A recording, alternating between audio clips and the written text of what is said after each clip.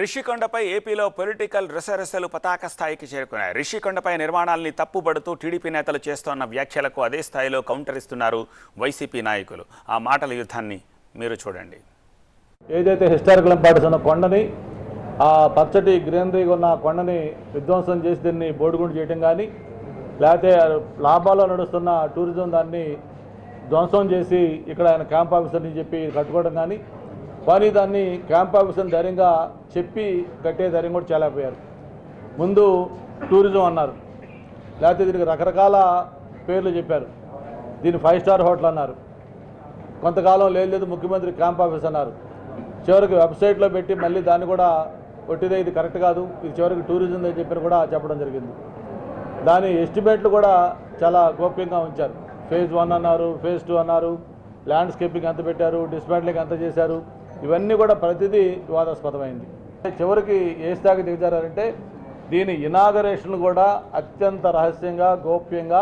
Varicose veins వ్యాధికి కేవలం 30 నిమిషాల్లో చికిత్స. కాల్ చేయండి 9989527715. టూరిజం మినిస్టర్ వచ్చి 3వ కంటికి చెప్పకుండా దీన్ని ఇనాగరేట్ చేశామని చెప్పని మమ అనిపించారు. దాదాపు 500 కోట్ల రూపాయలు ప్రజాధనం వ్యయం చేసి. అధికార పార్టీలో ఉన్నారు, వారు అధికారంలో ఉన్నారు. ఈ రకమైనటువంటి దుష్ప్రచారం అనేటువంటిది సమంజసం కాదు. ఇప్పటికన్నా అది ప్రభుత్వ భవనాలు అనేటువంటిది వారన్నా గ్రహించాలి.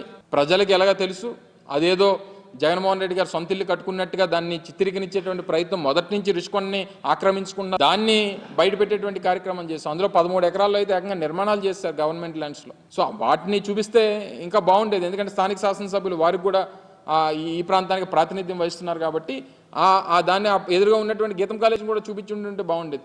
సో ఏదేమైనప్పటికీ ఇది మేము విమర్శలు చేయడానికి కానీ వాళ్ళు మా మీద దుష్ప్రచారం చేయడానికి ఇది సమయం కాదు. మేము కన్స్ట్రక్టివ్గా ప్రజల పక్షాన ప్రభుత్వం చేపట్టేటువంటి కార్యక్రమాల్లో ఏదైనా లోటుపాట్లు ఉంటే వాటిని కన్స్ట్రక్టివ్గా క్రిటిసైజ్ చేయాలనేటువంటిది మా తాపత్రయం. ఆ ప్రకారం మేము వెళ్తాం తప్ప ఇటువంటివి చేసి మళ్ళీ అనవసరంగా లేనిపోయినటువంటివి ఇప్పటి నుంచి ఈ రకమైనటువంటి దానికి ఒక ప్లాట్ఫామ్ వేయొద్దు అనేటువంటిది వారిని కోరుతా ఉన్నా. ఇప్పటికన్నా ప్రజల్ని మరొకసారి దీని మీద గ్రహించాల్సిందిగా, వాస్తవాలు తెలుసుకోవాల్సిందిగా మొదటి నుంచి చెప్తాం. మొదటి నుంచి ఇప్పటికీ కూడా, ఇప్పుడు మేము ప్రభుత్వంలో లేము కదా, వాళ్ళ దగ్గర రికార్డ్స్ అన్నీ వాళ్ళ దగ్గర ఉంటాయి. ఇప్పుడు ప్రభుత్వంలో విమర్శించింది వాళ్ళు. మేము మా ప్రారంభోత్సవానికన్నా 1 నెల 2 నెలలకు ముందే ఒక 3 మెన్ కమిటీ, సీనియర్ IAS ఆఫీసర్స్తో కమిటీ వేశాం.